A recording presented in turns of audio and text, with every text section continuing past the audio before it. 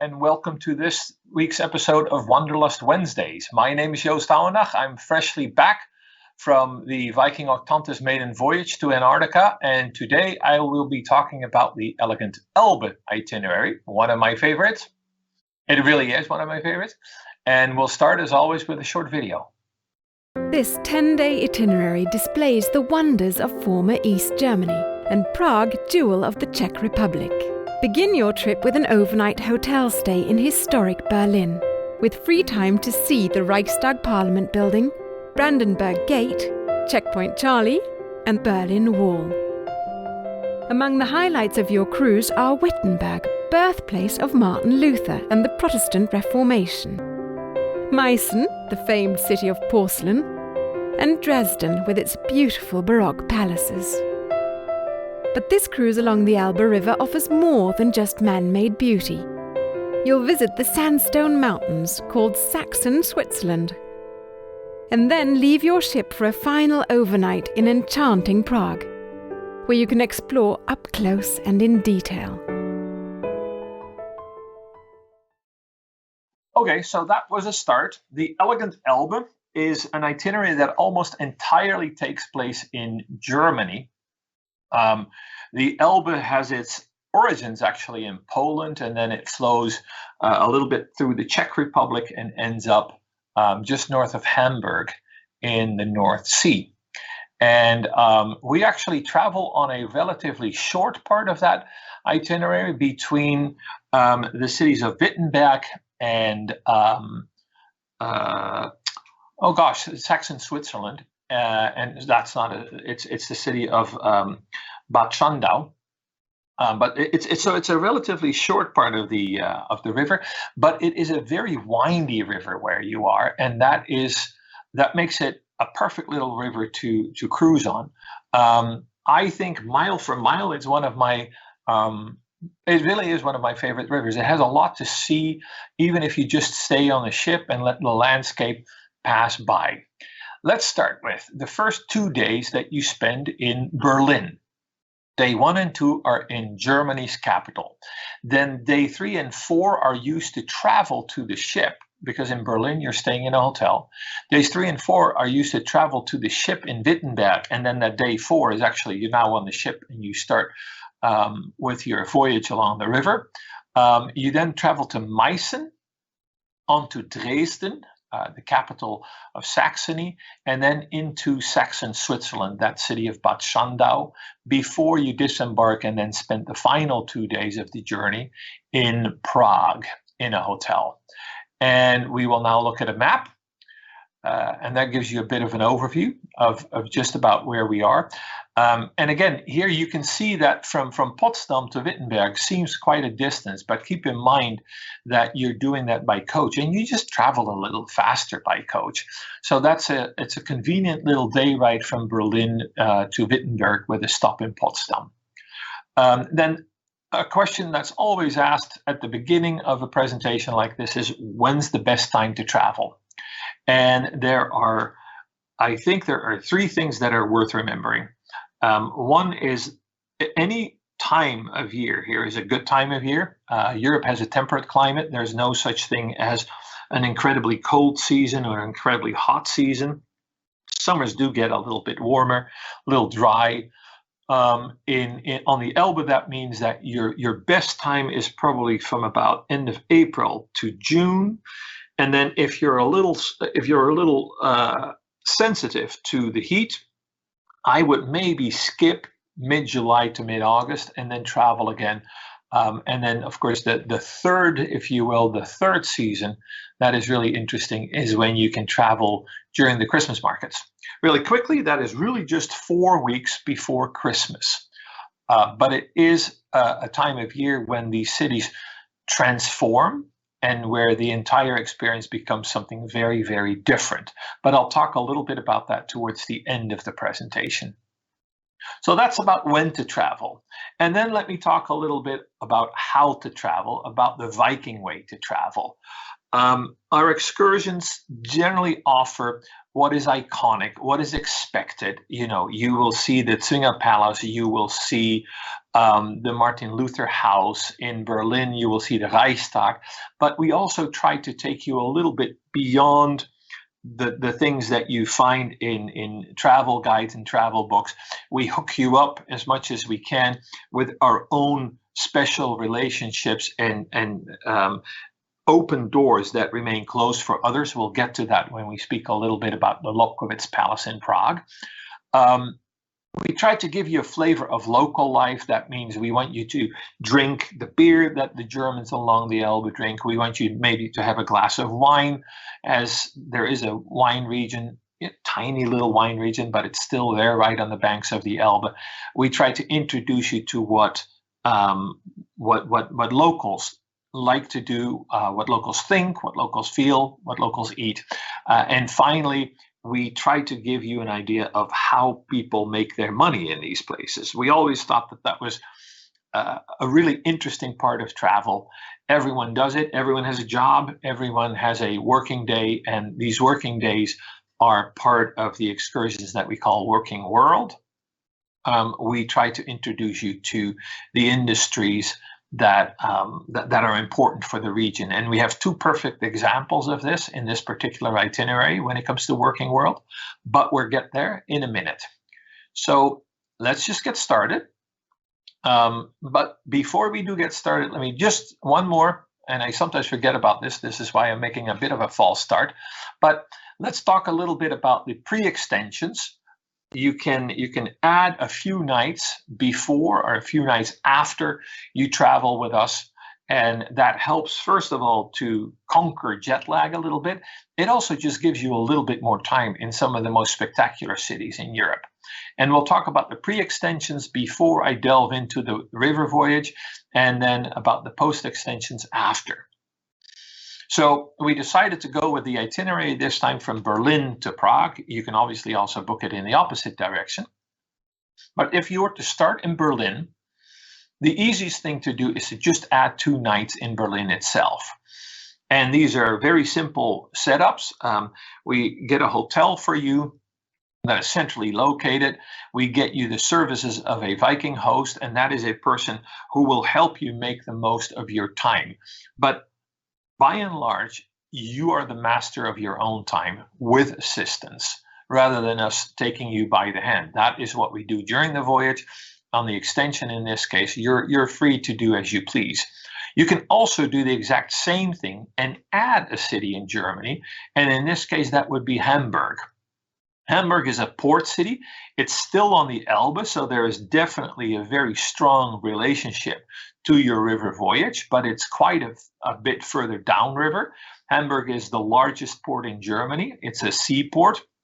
The Elbe gets very, very wide in Hamburg, and so you'll see gargantuan ships in Hamburg.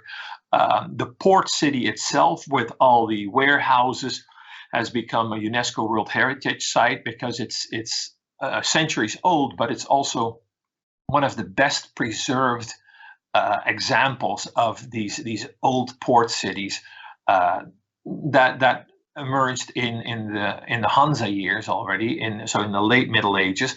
But Hamburg itself grew larger and larger over the centuries, and as I said, today it's the largest port in all of Germany. So those are the 2 options that you have when you book a pre-extension. And then let's go into the itinerary itself. And we start with Berlin, obviously, and this is an image of the Reichstag. That is the Parliament building. This is a very modern addition by Norman Foster onto a classical building, a very large classical building. This particular spiral houses, actually the restaurant is the building, the squarish building that you see on the left side of this dome. It is a spiral staircase. And it's a beautiful, it's one of those really interesting experiences that you should have when you are in Berlin. And it symbolizes transparency. Transparency, considered one of the most important aspects of democracy.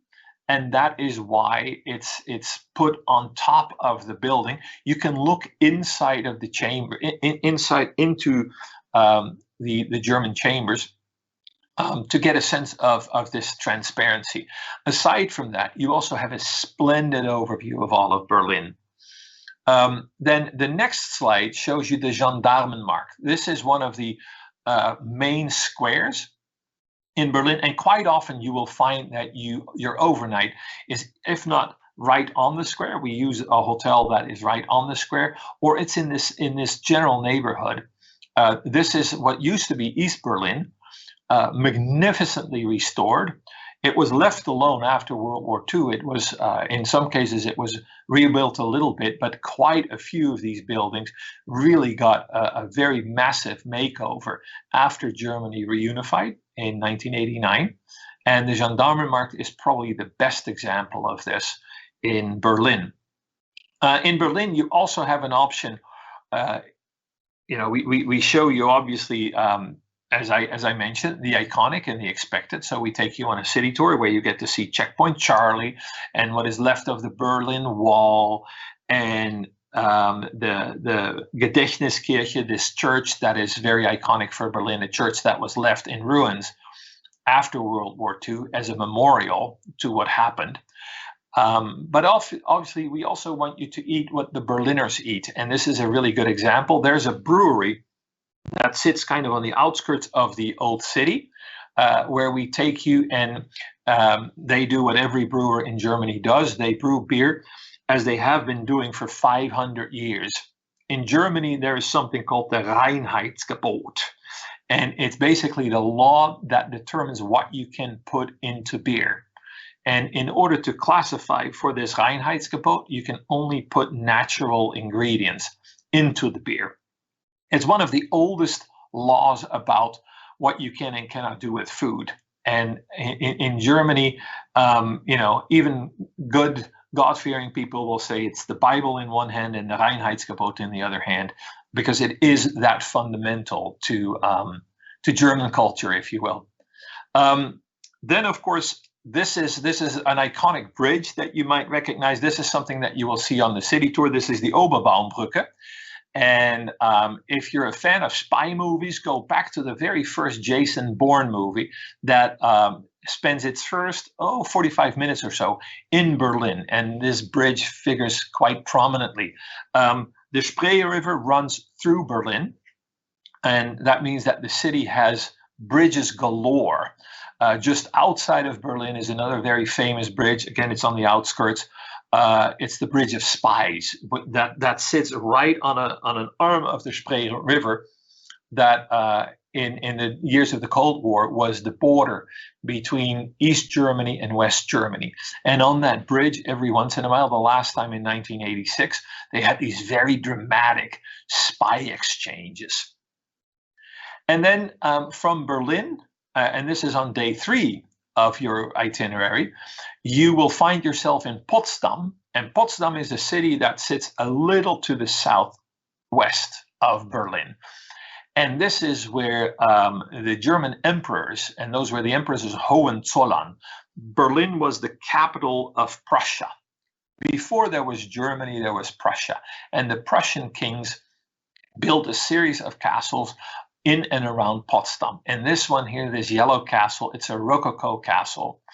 It's probably, of all the palaces that, it's not a castle, it's a palace, I'm sorry. Of all the palaces that you find in and around Potsdam, this is absolutely my favorite. It's by no means the largest. The Neues Palais is a lot larger. This is relatively small, actually, if you think about it. But it is just beautiful. It's an exquisite shape. It's very, very well preserved, and it's just not that large. It's still somewhat on a human scale, and I think that's why I like it so much. And then you can go down these stairs and walk around the gardens a little bit. It gives you a very genteel feeling for the half day that you spend there. And then at the end of this day, day 3, you will find yourself in Wittenberg, where you embark your vessel. These vessels, by the way, they are custom made for the Elbe. The Elbe is a relatively shallow river. And so these ships they look a lot like our long ships. They're just a little shorter. and they're made for this for the Elbe River, really.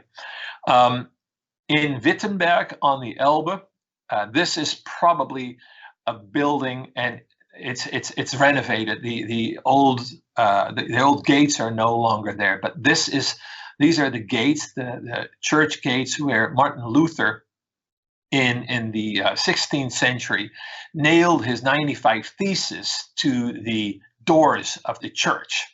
And at the time, he was an Augustinian monk who had it with a lot of practices in the Catholic Church.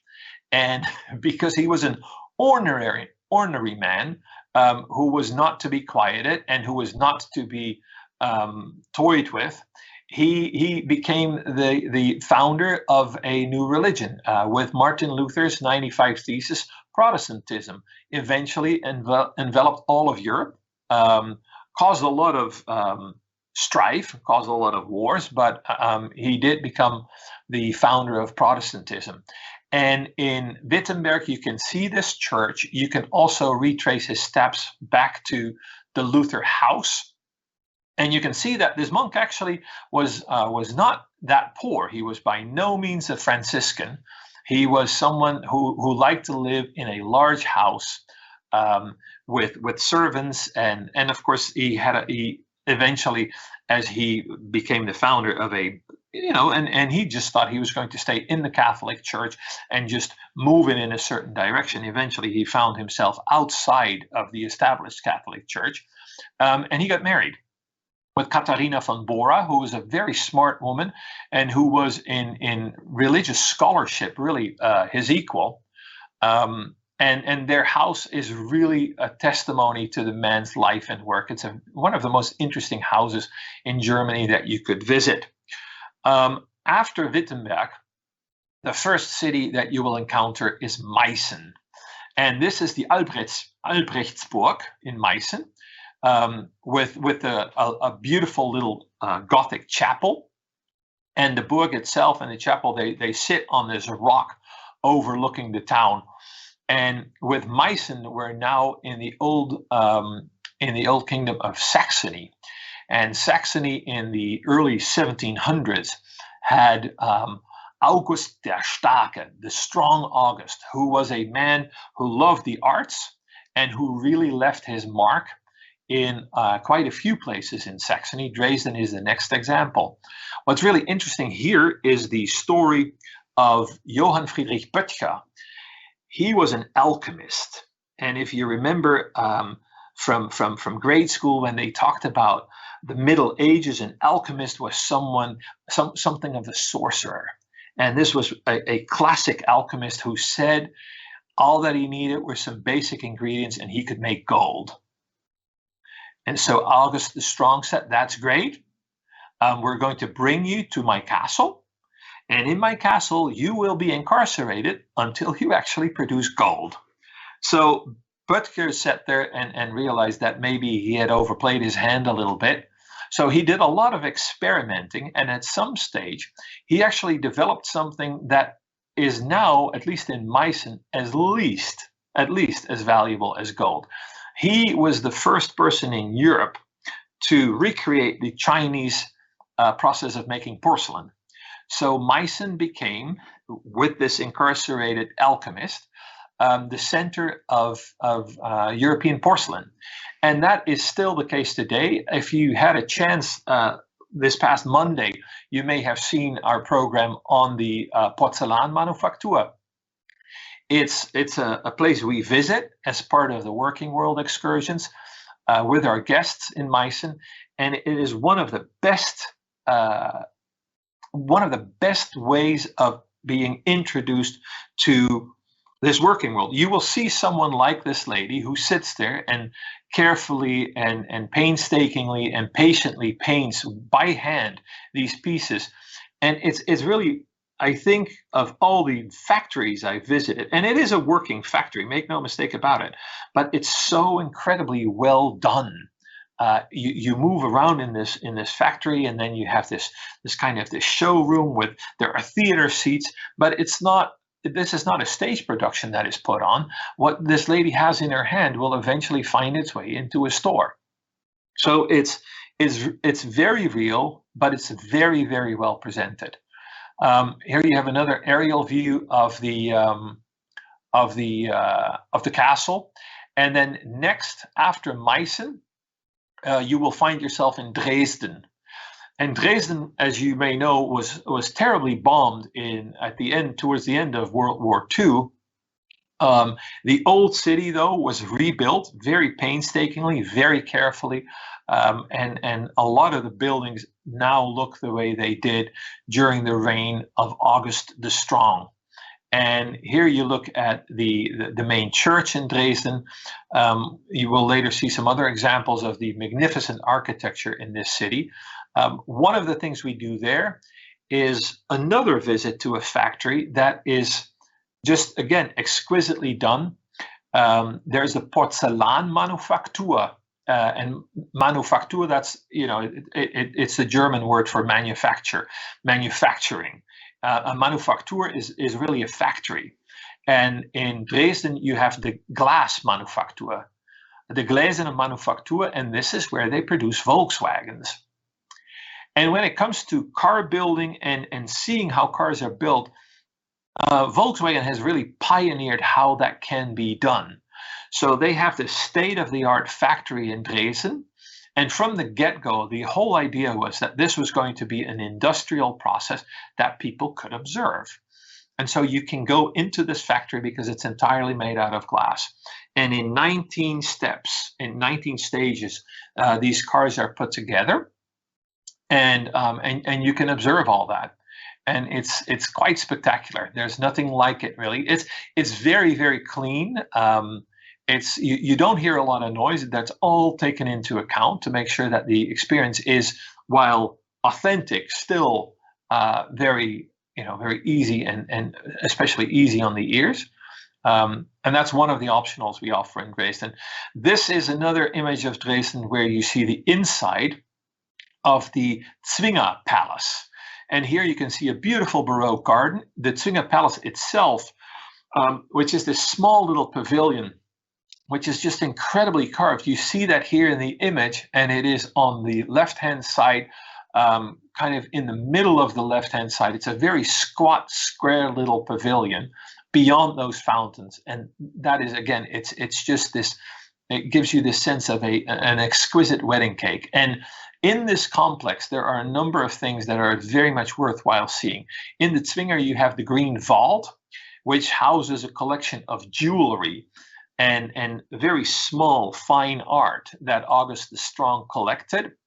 It also has the Gallery of the Old Masters, and depending on what weekday you happen to be in Dresden, you will either visit the Green Vault or you will visit the Gallery of the Old Masters. And there is Vermeer there, there's Raphael, there are some Rembrandts. Again, in Saxony, there was a lot of money at the time, and from all over Europe, treasures were brought to Dresden, much of it preserved to be seen today. And then after Dresden, you all of a sudden will find yourself in one of the most pristine parts of Germany. And this has a lot to do with the fact that this is near the border with Poland and with the Czech Republic. And it's a relatively inaccessible area. And because of the mountains there, and they're relatively low, they don't really catch a lot of snow. But in this area, it reminded people a little bit of what they had seen in Switzerland, and hence the name Saxon Switzerland. What you see here is a rock wonderland known as the Bastei, and the Bastei is if you translate that, it's the fortress. So it's a rock fortress with this stone sculpted bridge to bring you from one side to another. And if you look very closely under those trees, you can see walking paths. So this is a perfect place to spend a little bit of time walking around. And this is, as I said, this is really an escape into nature. And here you can see, if you look very far to the right here, those are actually steps. And that is the trail that brings you down to the river that you can see in the middle of the picture. It's a very, very steep drop. It's a beautiful, beautiful place. Here's another image of Saxon Switzerland. And then we disembark the ship in Bad Schandau, tiny little speck on the map. It's a charming little town that's very, very small. And from there, you cross into the Czech Republic, and that brings you to the capital city of what used to be Bohemia, and that, of course, is Prague. And I will take a little advance in Prague at the end of your adventure. You can spend an extra 2 nights.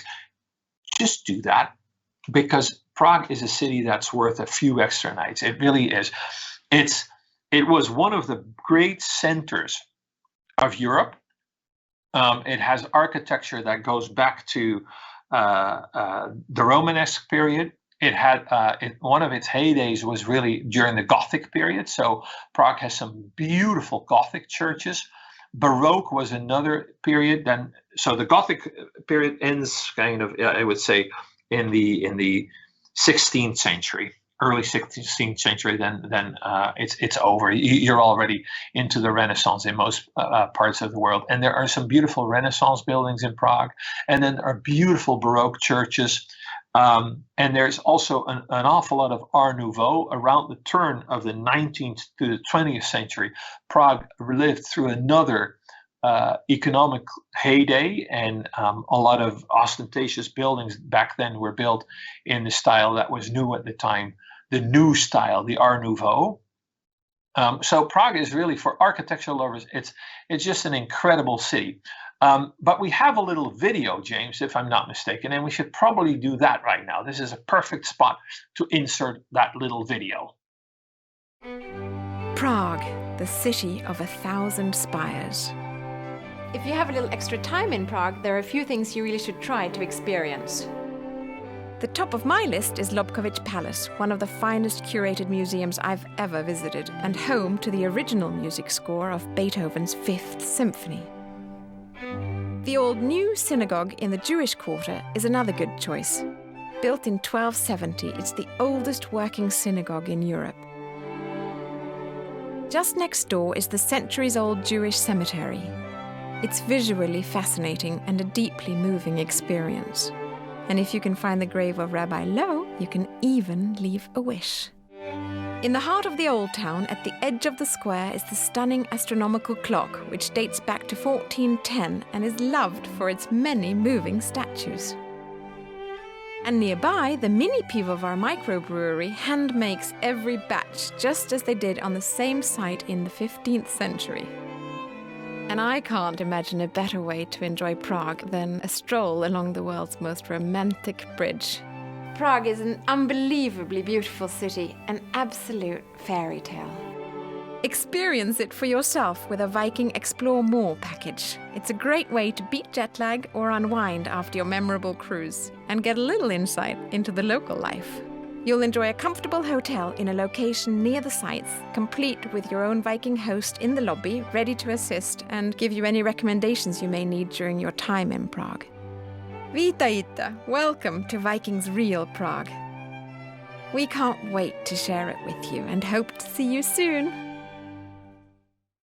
Okay, so that was a taste of Prague. And then overlooking the city is this massive castle complex that you see here. And this is just a fragment of it. There are other places in Prague that are just straight out of a picture book. The Karlsbridge is another one of them, with Baroque statues on every pylon of the bridge. And then this is one of my favorite pictures. It's one of my favorite squares in all of Europe. This is the main square in Prague that shows the twin towers of the Gothic church of Our Lady Before Tin. It's actually a very small little church on the inside, but the towers, in my mind, are just among the most exquisite in Eastern Europe. They have this real bohemian feel to them. And the square itself is also beautiful. This is also, by the way, where you find the astronomical clock of Prague.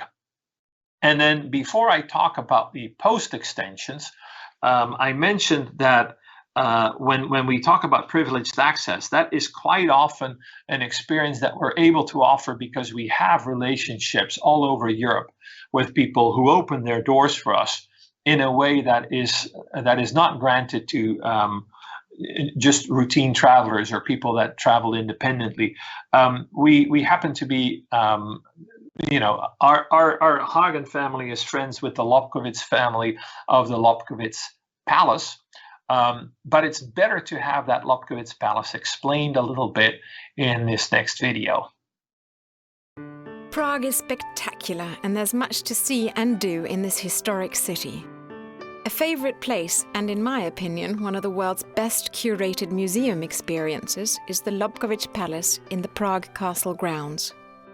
The noble Lobkowicz family lost all their properties twice and regained them twice.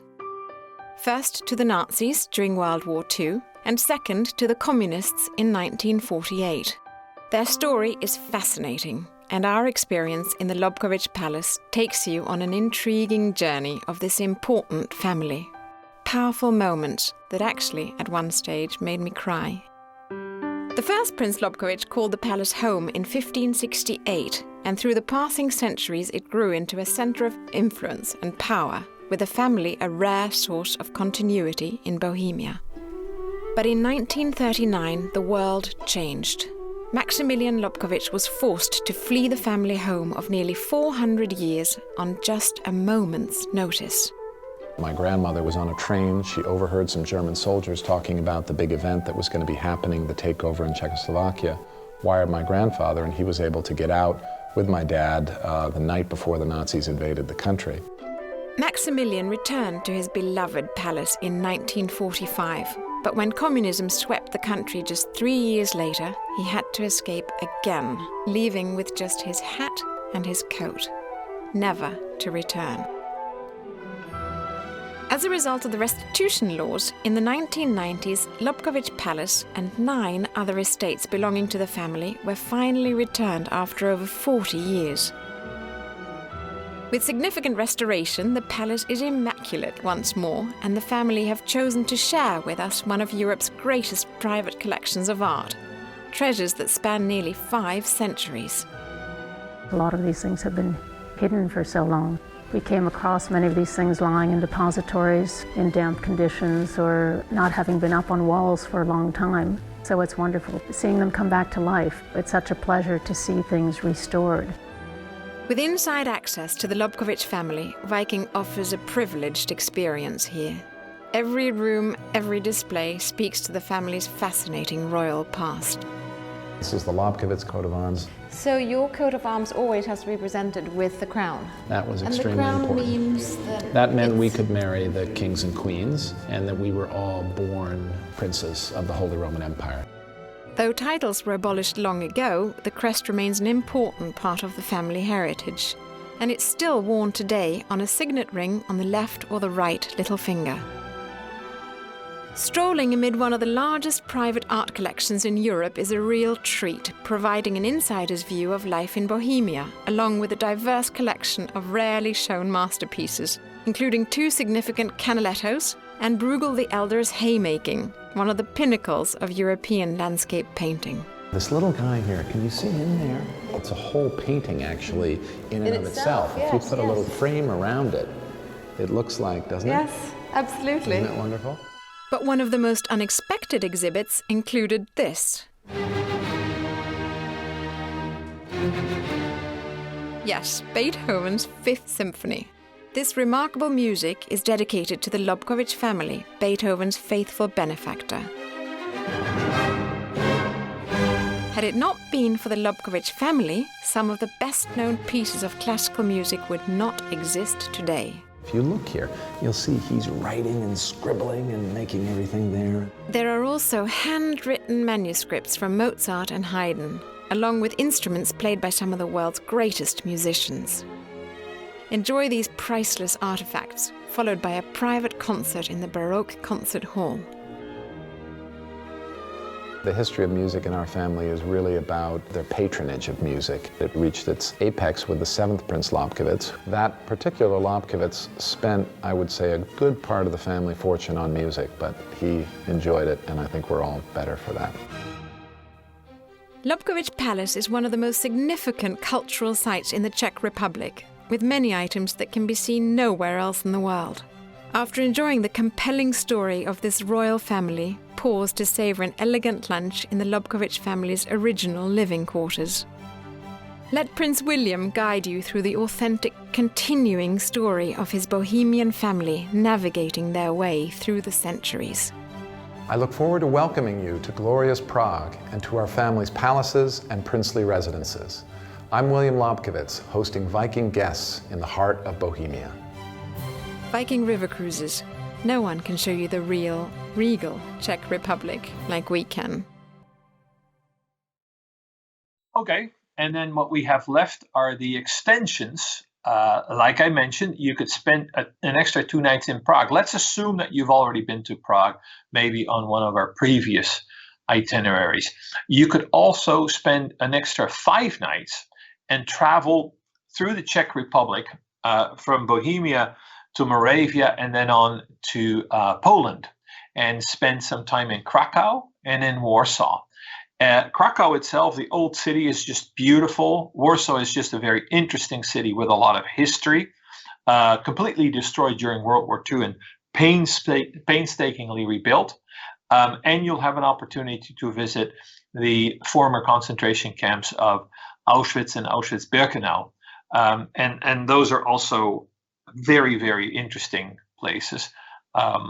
If you've never been if you've never seen that part of Europe, I think to do Auschwitz, to do Krakow, and then to do Warsaw really gives you a very good slice of Poland, an almost perfect slice of Poland. And that concludes this week's presentation on the Elbe. And now, Scott, I'm absolutely ready for questions. Oops, you remind me with that slide. And I did say that, I apologize. We were going to talk a little bit about those 4 weeks before Christmas. They have become such a staple of river travel in Europe that we decided to extend our seasons as much as we can. And we've already done this for many years, but on the Elbe, it's relatively new that you can go there late in season in November and in December to visit the Christmas markets in these cities. And this is a good example. This is a Christmas market in Berlin on the Gendarmenmarkt, but virtually every city along the Elbe has these. Wittenberg has them, Meissen has them, Dresden has them, and so does Prague. And perhaps one of the more interesting bits and pieces of information about the Elbe is that there is a region, and it's kind of to the southwest of the river, and this is former mining country. And when the mines in that region started to close down, large swaths of the region had people in it that became unemployed.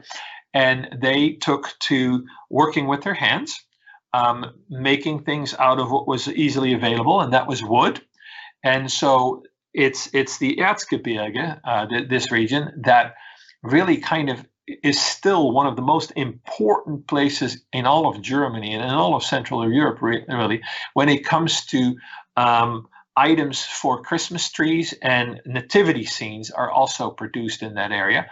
It's largely done by hand. It used to be done by people that had very little money left, and it was all sold for next to nothing. And today, and this is a very cool story, I think, today the original art that comes from the Erzgebirge is among the most expensive Christmas. Those are among the most expensive Christmas ornaments and Christmas decorations that you can find anywhere in Europe.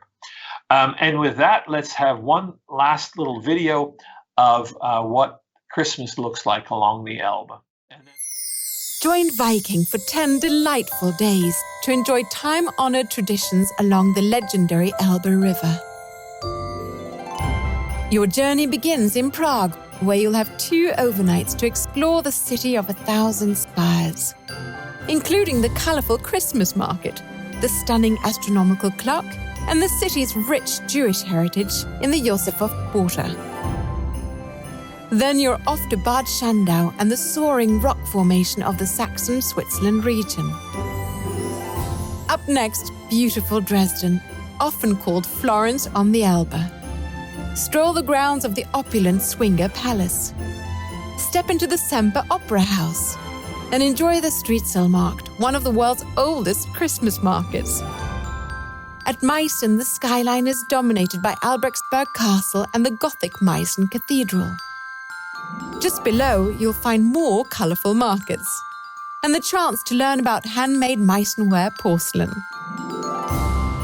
In Wittenberg, follow in Martin Luther's footsteps and stroll the festive streets of this quaint town. From Potsdam, you'll take in the elegant Sanssouci Palace, the vision of Prussian King Frederick the Great. Your remarkable Viking journey concludes with an overnight stay in cosmopolitan Berlin, where you'll have time to immerse yourself in this spectacular capital city, its inviting Christmas market, and significant monuments.